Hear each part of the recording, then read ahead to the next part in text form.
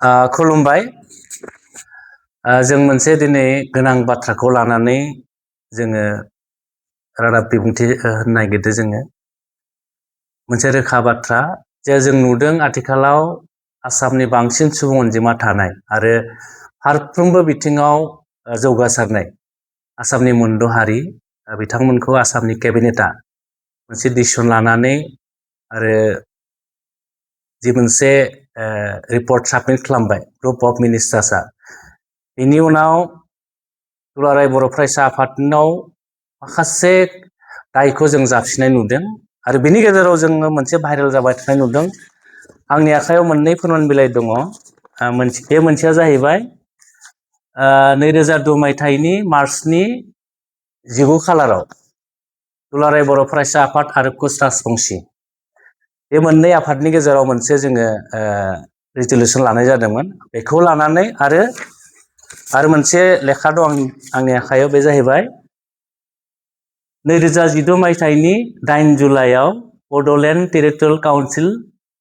बिथांमोना मोनसे director ministry of home affairs government of India, बेनिफ्राय secretary ministry of tribal affairs बिथांमोननो हरनाय मोनसे जि माने रादाय, बेखौ लानानै बिराद दान्थे बिदान्थे जायो। आं बेखौनो दिनै रोखा खालामनो नोंथांमोननि खाथियाव जिरायफैदों। आं गिबियावनो बे दुलाराय बर' फरायसा आफाद आरो कुच राजबंसि स्टुडेन्ट इउनियननि गेजेराव जि मोनसे जोङो रिजलिउसन लादोंमोन, नाम्बार 2, आं बेखौ नोंथांमोननो फरायनो नागिरदों। रिजलिउसन 2 लिरनाय दङ, एबसु इज इन फेभार अफ द सल्युशन अफ द Cooch Rajbanshi scheduling issue as ST under the separate category without affecting the right and privileges of the existing ST of Assam। बे 2 नम्बर रिजलिउसना जाहैबाय, बेयाव बुंदों जे दुलाराय बर' फरायसा आफादा कुच राजबंसिनि जि STनि जि जेंना, बेनि जेंनाखौ जोङो सुस्रांजानायखौ लुबैयो। नाथाय आसामाव जिखिनि STफोर दङ दायो, बिथांमोनखौ जेबो खहा खालामालासेनो जुदि कुच राजबंसि स्टुडेन्ट इउनियना, कुच राजबंसि हारिया जुदि ST मोनथायखौ मोनोब्ला दुलाराय बर' फरायसा आफादा जों मदद होगोन होननानै स्पष्ट लिरदों। मानो लानो गोनां जाखो? 2005 मायथाइयाव जेब्ला आसामाव कंग्रेस सरकारा बिथांमोना आसामखौ खुंदोंमोन, बै समाव बिथांमोना बे ST मोनद' हारिनो ST होनो थाखाय बिथांमोना फिन मोनसे रिजलिउसन लादोंमोन आरो बेखौ लानानै आसामाव मोनसे गाज्रि थासारिया जादोंमोन। बेबायदिनो जिहेतु बर'फोरा कुच राजबंसिफोरनि खाथि खाथि थायो आरो जोंनि गेजेरावबो बर' आरो कुच राजबंसिनि गेजेराव मोनसे बे इस्युखौ लानानै जेंनाया नुजादोंमोन आरो बे जेंनाखौ जोङो मोननै अर्गानाइजेसना, मोननै फरायसा आफादा बे बर' आरो राजबंसिनि गेजेराव माबा मोनसे गाज्रि थासारि सोमजिगोन नामा, बेखौ जोङो मोजाङै सावरायलायनानै आरो बेराफारसेथिं 2003 मायथाइयाव बिटिसिआ गोदान महर मोनदों। 2 बोसोर थांदों, 3, 4, 5 आसाम सरकारा 5आव लादों। जों सानदों बिटिसिआव मोनसे गोजोन थासारि फैबाय आरो बे गोजोन थासारि फैनायनि उनावनो कुच राजबंसि आरो बर'फोरनि गेजेराव जुदि गाज्रि मोनसा मोनसि मोननानै जुदि मोनसे कनफ्लिक्ट जायोब्ला जोंनि गेजेराव मोनसे थासारिया गाज्रि जागोन होननानै बै समाव दुलाराय बर' फरायसा आफादनि मानाव गेदेर आफादगिरि रोनगोरा नार्जारि आरो कुच राजबंसि स्टुडेन्ट इउनियननि मानाव गेदेर आफादगिरि बिस्वजित राय बिथांमोननि दैदेननायाव दुलाराय बर' फरायसा आफाद आरो आक्रासुआ बे बाथ्राखौ सिरियासलि सावरायलायनानै बेखौ जों अर्गानाइजेसन लेभेलाव मोनसे जों जास्ट डिसिसनसो लादों आरोखि। बे जोंनि जि रिजलिउसन नाम्बार 2, बे अर्गानाइजेसन मोननैनि गेजेराव बे जोंनि गेजेराव जे माबा मोनसे थासारि सोमजिनो हागौ, बेखौ जों बुजा बुजि मोननै आफादनि गेजेराव सावरायलायनानै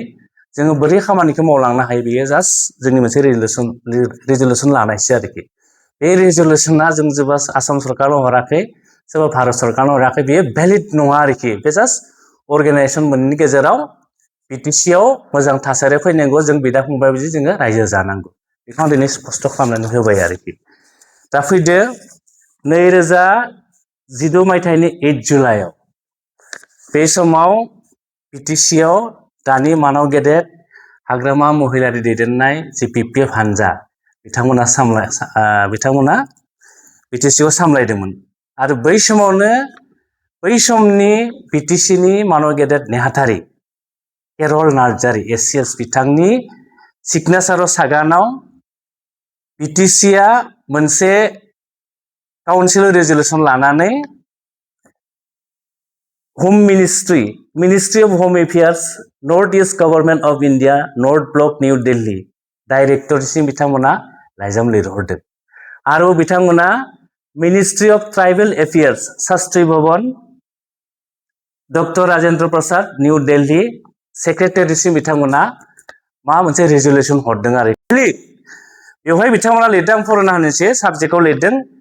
regarding the granting of ST status to the Adivasi and Koch Rajbangshi communities of Assam. Sir, with reference to the subject cited above, I am directed to request you to kindly refer our letter number BTC/IBA-103/2004/59 dated 27 November 2016. In this regard, the Bodoland Territorial Council has reiterated its stand on granting of ST status to the Adivasi and Koch Rajbangshi communities of Assam. Therefore, you are requested to kindly expedite the process of granting of ST status to the Adivasis and the Koch Rajbangshi communities of Assam expeditiously. बेखौ बिथांमोना बेखौ लिरदों बेनि मिनिङा जाहैबाय जे बिथांमोना बुंदों जे आं बर'आव बिनि ओंथिखौ फोरमायना होनि जे गोजौआव मख'नाय आयदाखौ नोजोर होनानै आं नोंथांमोनखौ लाइजाम नं BTC/IBA 103/2004/59 अक्ट' 27 नभेम्बर 2012 बेनि गेजेरजों बड'लेण्ड टेरिटरियेल काउन्सिलाव थानाय आसामनि आदिबासि आरो कच राजबंशी माहारिनो एसटि स्टेटास होनायाव बड'लेण्ड टेरिटरियेलनि जि थांखि बे रोखा होननानै बिथांमोना बुंदों आरो बिथांमोना बुंदों बेनिखायनो नोंथांमोनखौ खावलायोदि आसामनि आदिबासि आरो कच राजबंशी हारिफोरनो एसटि मोनथाय होनायनि राहाखौ अननानै गोख्रों खालामनो नांगौ होननानै बिथांमोना लिरहरदों आरोखि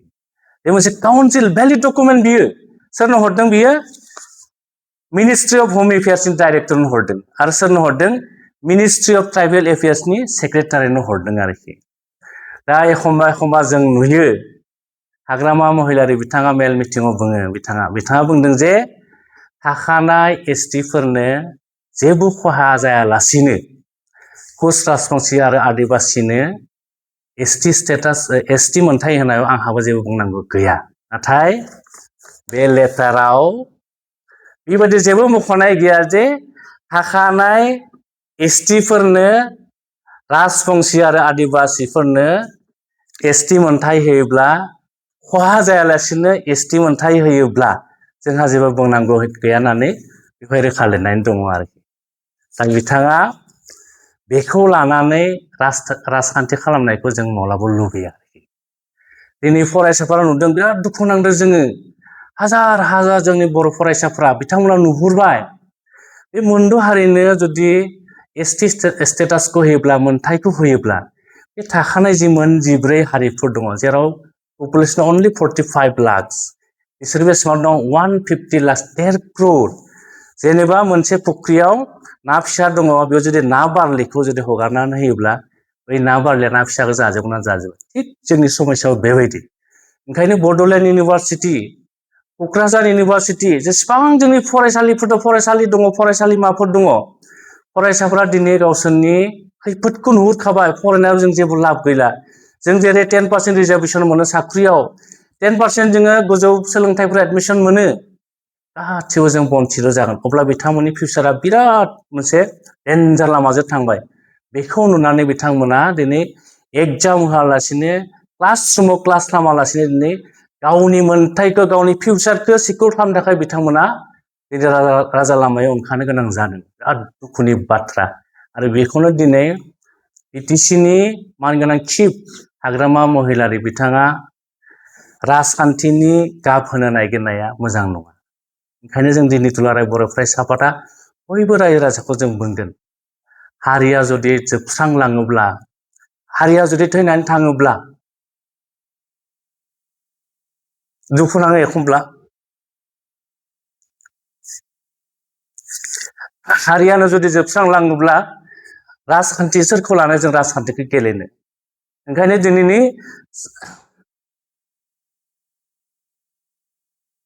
जाय राजखान्थि दैदेनगिरि बिथांमोनखौ जों खावलायो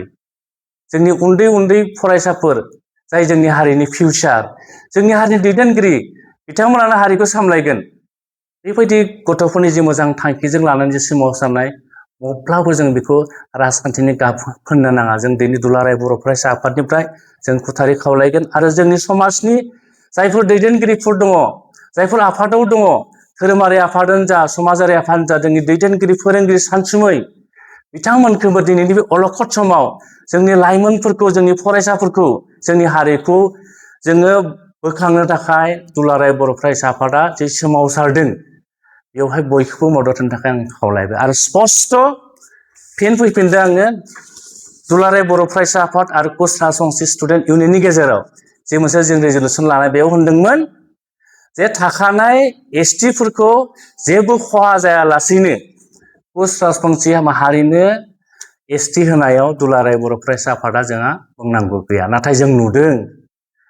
ग्रुप अफ मिनिस्टारनि जे रिपर्ट बै खैफोद दङ आरो खैफोद थानायनि थाखायनो दिनै दुलाराय बर' फरायसा आफादा जोङो फिन बर' हारिखौ जेंनानिफ्राय बोस्रांनो थाखाय जों दिनै सोमावसारदों आरो दा आं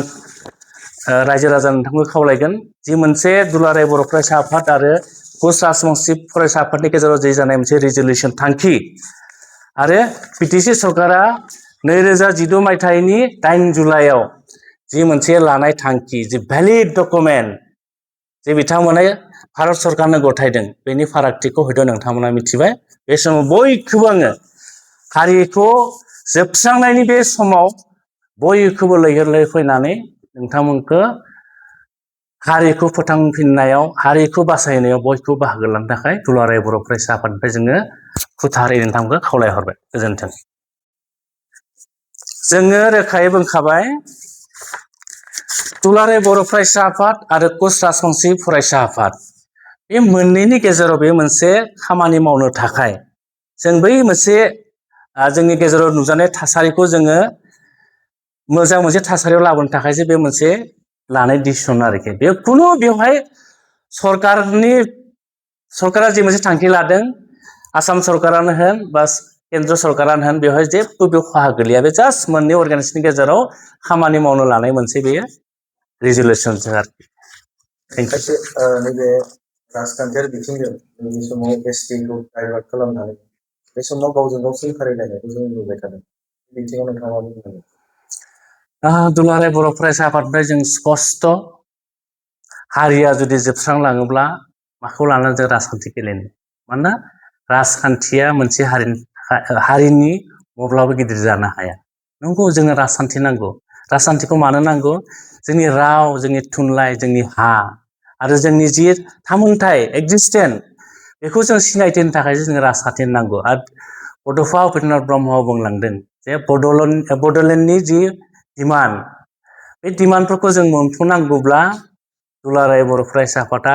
राजखान्थियावबो बिथिङावबो जों खामानि मावगोन होननानै बिथाङा जोंनो स्पष्ट बुंलांदों नंगौ राजखान्थिखौ जोंनो नांगौ जे बर' हारिनि जेंनाखौ सुस्रांनो थाखाय नाथाय राजखान्थिनि गेजेरजों जुदि बर' हारिनि जोबस्रांलाङोब्ला बेखौ दुलाराय बर' फरायसा आफादा जों माब्लाबाबो गनाया आरो जों दुलाराय बर' फरायसा आफादा बुहुमाव जेसेबां दिन जों थांनानै थागोन बर' माहारिनि रैखाथि सिनायथि आरो थामोनथायनि थाखाय दुलाराय बर' फरायसा आफादा जों अरायबो खामानि मावलांगोन बे जोंनि रोखा मोनसे थांखि गोजोन्थों जों दुलाराय बर' फरायसा आफादा जों मोनद' हारिनो जि मोनसे एसटि मोनथाय होनाय बेखौ लानानै जों बिराद सिरियास आरो बेखौ लानानै जोङो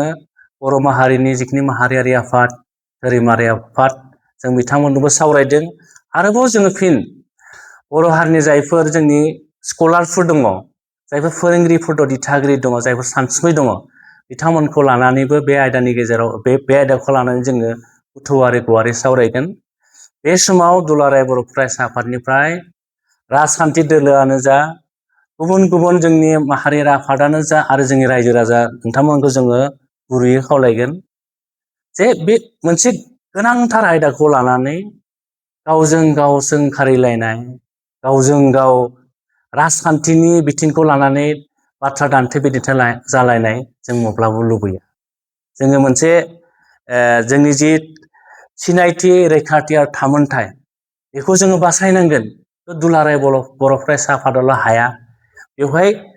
दुलाराय बर' रायजो राजा नोंथांमोना जुदि जोंखौ मदद होआब्ला जों माब्लाबाबो बे खैफोदनिफ्राय जों उदां जानो हानाय नङा। आरो बे खैफोदा फैयोब्ला बे दुलाराय बर' फरायसा आफादाल' खहा जागोन बे नङा। जों साफ्रोम बर' फिसायानो बेवहाय खहा जागोन। बे समाव बयखौबो गावजों गाव हाद्रि सारफावलायनाय, गावजों गाव बिजों आसि देखायलायनाय बाथ्रा बुंलायनायखौ बयबो ज्राब गारनानै